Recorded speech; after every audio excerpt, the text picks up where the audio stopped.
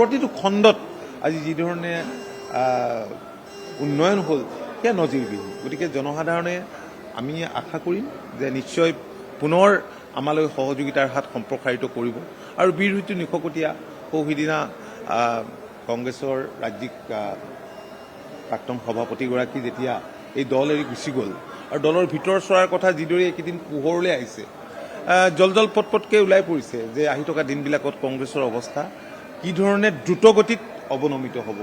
গতিকে কংগ্ৰেছ আৰু কংগ্ৰেছৰ লগত যিবিলাক দল আছে এইবিলাকতো আপোনালোকে জানেই, আঞ্চলিক দল বুলি কয়, কিন্তু কংগ্ৰেছৰ লগত থাকি আৰু কি আঞ্চলিকতাবাদ কৰিব সেই কথাটো ৰাইজে বুজি পায়। গতিকে ৰাইজে মই ভাবোঁ যে এইবাৰ ভাৰতীয় জনতা পাৰ্টি আৰু ভাৰতীয় জনতা পাৰ্টিৰ লগতে অসম গণ পৰিষদ আৰু যিকেইটা মিত্ৰ দল আছে মিত্ৰ দলক এইবাৰ বিনা বাধাই মই ভাবোঁ যে অসম বিধানসভালৈ নিৰ্বাচিত কৰিব আৰু পুনৰ এখন ৰাজ্যখনত শক্তিশালী চৰকাৰ নিশ্চয় গঠন হ'ব। হয়, আসন ভাগ বতৰা এতিয়ালৈকে আমাৰ আনুষ্ঠানিক আলোচনা এতিয়ালৈকে যিহেতু হোৱা নাই, এই সম্পৰ্কত মই খাটাংকে একো নকওঁ আৰু বুজাবুজিত মই ভাবোঁ যে অসুবিধা নহ'ব। ইনফৰ্মেলি যিবিলাক কথা বতৰা হৈ আছে কথা বতৰাবিলাকৰ পৰা কিছু ঠাইত অলপ সমস্যা হ'ব পাৰে আৰু সেই সমস্যাবোৰ শ্বৰ্ট আউট কৰিব পৰা যাব। চাওক, এতিয়া ইলেকশ্যনটো যিমান সোনকালে হ'ব বুলি আশা কৰা হৈছিল বা এনাউন্স হ'ব বুলি, তাতোতকৈ যিহেতু কিছুদিন দেৰি হ'ব, মই ভাবোঁ যে অসুবিধা নহ'ব। সেইটোতো থাকিবই, পৰিৱেশ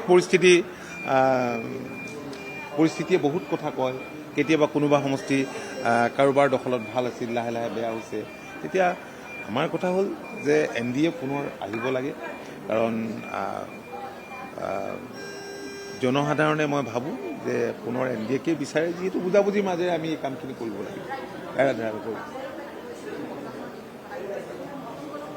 এতিয়ালৈকে আমি সেইখিনি কথা পতা নাই, যিহেতু নতুনকৈ একো এনেধৰণৰ কথা পতা নাই। ঠিক আছে,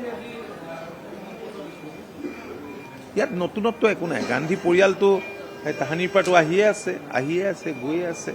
ইয়াত নতুনত্ব কি আছে? যিটো সময়ত প্ৰিয়ংকা গান্ধী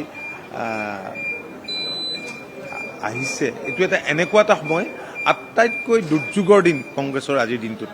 নিৰ্বাচনৰ আগত হোৱা এই ঘটনাটো মই ভাবোঁ যে এইটো এটা সাংঘাতিক এটা কংগ্ৰেছৰ কাৰণে আত্মঘাতী সিদ্ধান্তৰ দৰে।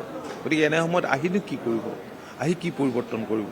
আৰু মানুহে যি বুজি পাব লাগে বুজি পাইছেই, যিখিনি দেখিছে সেইখিনিৰ জৰিয়তে আৰু কথাবিলাকতো এতিয়া অস্পষ্ট হৈ থকা নাই, লুকাই থকা নাই। ঠিক আছে।